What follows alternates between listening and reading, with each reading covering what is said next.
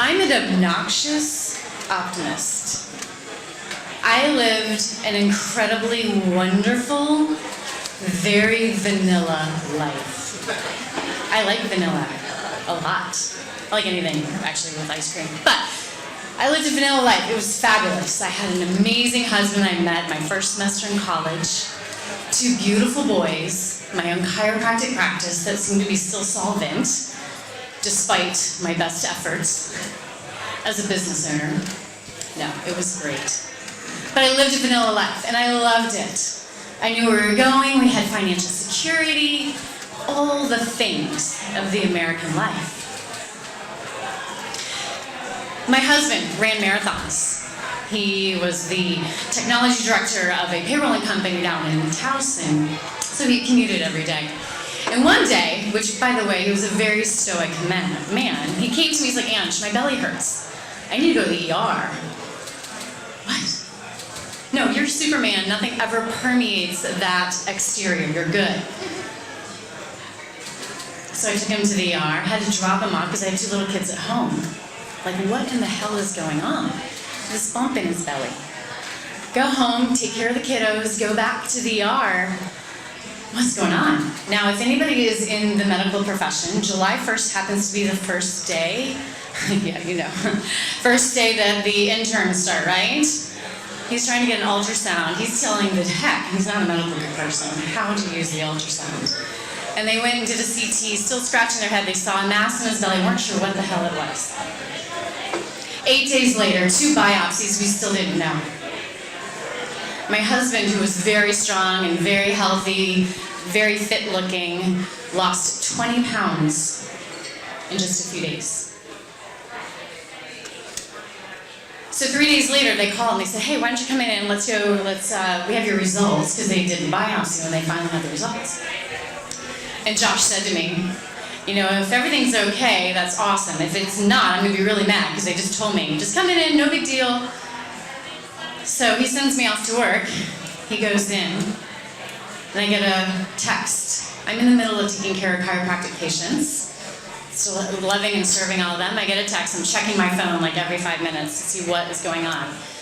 And it said neuroendocrine tumor.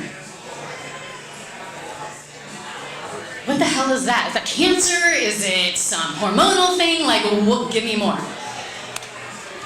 I meet up with him at lunch. He's like, yeah. I'm like, what the hell is this? I'm saying hell a lot. He's like, it's cancer. What? Wait, no. We have this vanilla life. That's what I signed up for. Nobody in our family gets cancer like this, right? Not our family. That happens to other nameless people, right? I'm like, what is it? He's like, it's called a high-grade small cell neuroendocrine carcinoma. And essentially, it's doubling in size every few days. Prognosis, 4 months. No. My mind was like, oh, hell no. So remember what I told you, being an obnoxious optimist, right? My brain could not understand cancer. Not this type of cancer. So I shoved it to the back of my mind. I'm like, okay, so what do we do? And Josh looked at me, and he's like, all right, here's the deal. I'm going to work and look and research and find everything I can to see what I can do to make this happen. See if we can beat this cancer. Because I know at the end, whether I do or don't, I know I've tried everything. And in that very moment, my husband Josh, my Superman, decided to choose life. He had no idea what was going to happen. We decided to go forward immediately and do chemo and have surgery. And all the while, he decided to not work so hard. He decided to pull back and sleep more, turn the computer off, engage with our family. We took a trip to Spain. We decided to really engage. I thought I was living this vanilla life. I thought that was what was going to happen. And all of a sudden we found that we may not have that predictable, wonderful American life that we thought we were going to have. And I watched as my incredible husband decided to live.